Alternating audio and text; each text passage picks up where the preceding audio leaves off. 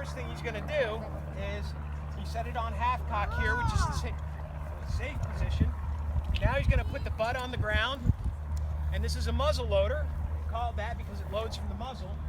He's going to take out a powder measure, and he's going to take powder out of a powder horn. Now it's very important that he measures the powder into some sort of measure. You may have seen TV shows and movies where people are pouring powder straight from the horn like a salt shaker down into the barrel. Man, it is a busy flying day.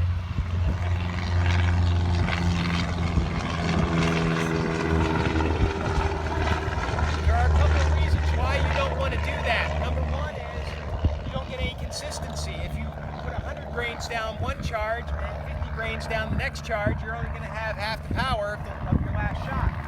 Second of all, every time you fire this weapon, about a third of the powder turns into this fouling that coats the inside of the bore. And if there aren't any cracks or pits or anything like that, next time you pour powder in, it could explode. If you pour it from a powder charge, all you're going to do is get a little puff of smoke, no big deal. But if you're pouring from the horn and it hits that train of powder, it's going to go right up the train of powder, and you're literally holding onto a hand grenade right by your head. And so that did happen back in the old days for people who weren't cautious. So Jim measured it out. Now, if he were loading live, he'd be putting his ball or his shot, depending on if he was hunting big game or small game, down the bore, and then to hold it all together, he takes a wad. He's going to take his ramrod, bring it down right.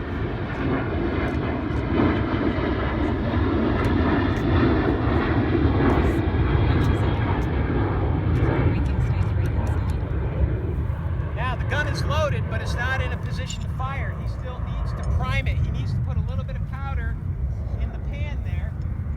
And so what he's going to do is step over here, and he's going to take his horn and he's going to pour a little powder from his horn. Now you might think, why is it safe to load the pan but not the bore?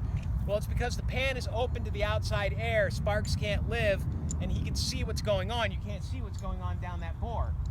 So now he's in the half-cock position. His pan is primed. He's in a safe position. He could walk around all day. So unless he has a mechanically defective weapon, it won't go off, even if he pulls the trigger.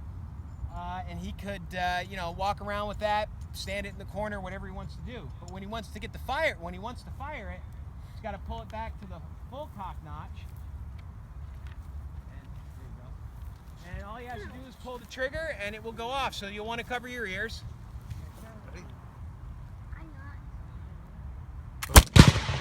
Wow.